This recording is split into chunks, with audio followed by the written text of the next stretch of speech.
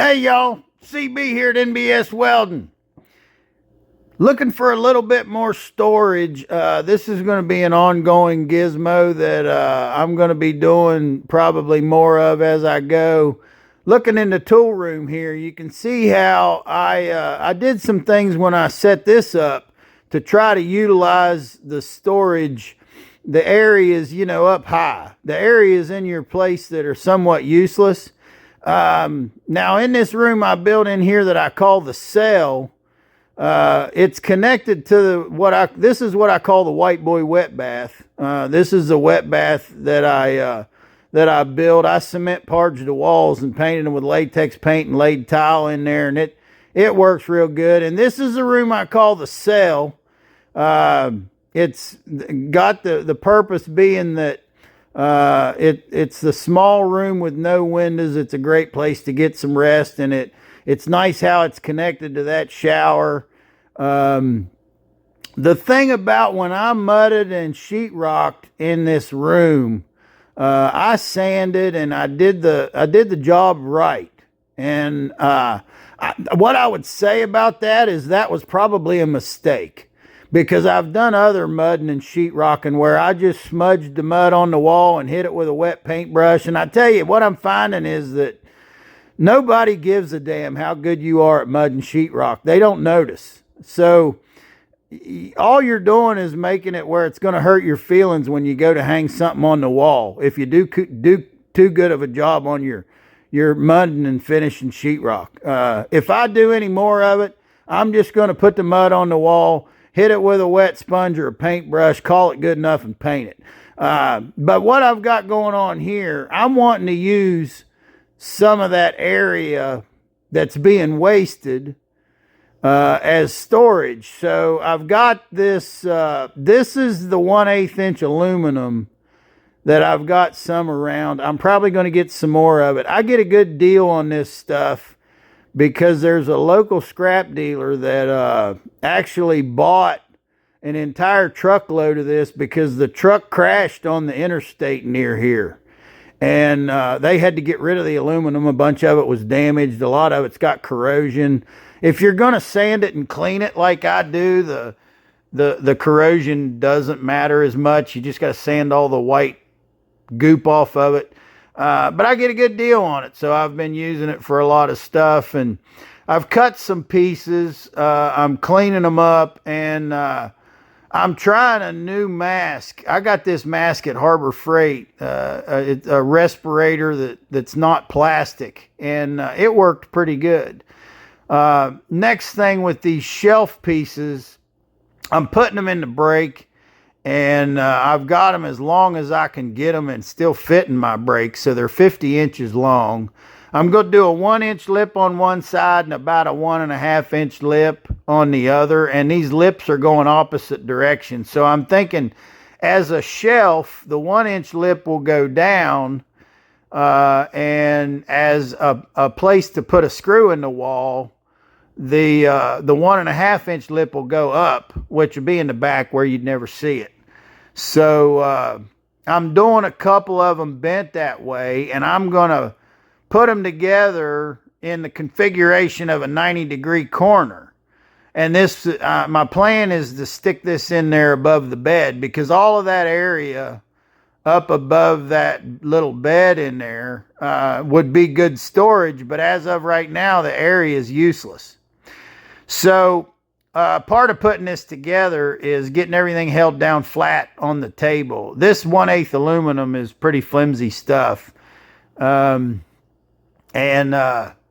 you can see how, like, there's some places I can't get my clamp very easy.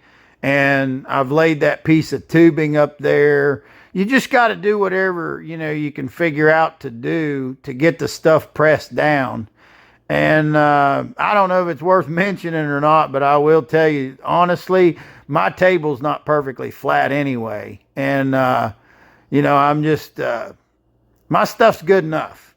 It's if it's good enough, it's good enough. I don't have, a $10,000 perfectly flat machine finished table. So I've got out the Art Captain TIG 200P.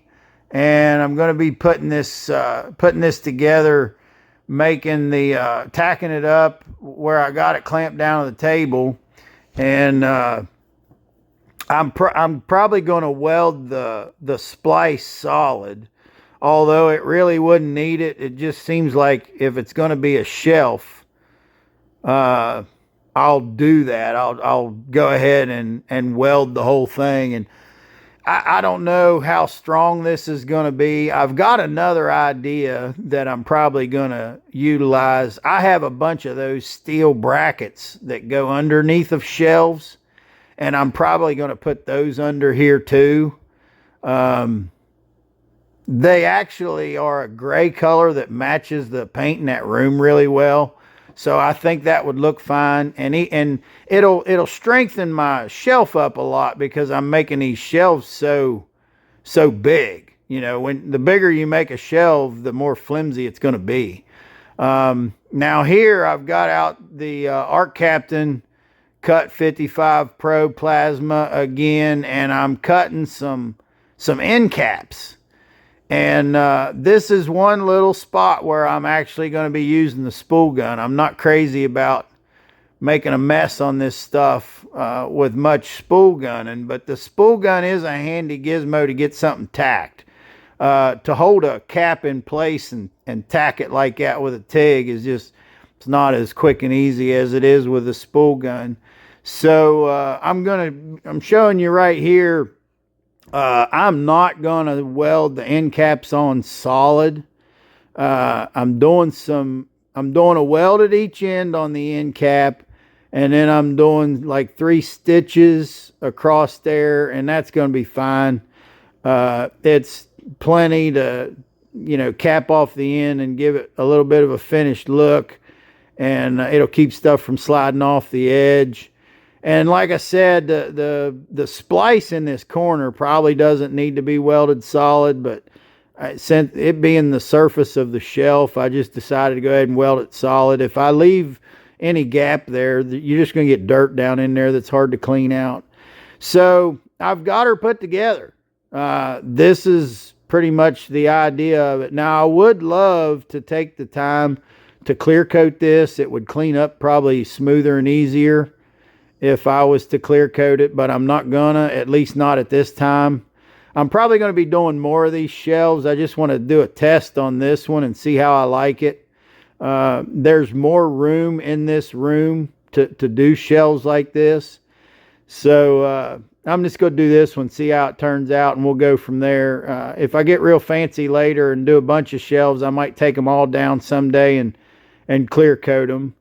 But here I am. I took the mattress off the bed, and I'm actually standing on the box springs and just getting this in place. And it's one of them times where people see me do stuff like this, and they're like, "Oh man, you need some help," you know. And like, I think that's bullshit. There's not room on this set of box springs for 2 people that we'd be tripping over each other. I don't have a problem doing shit like this by myself.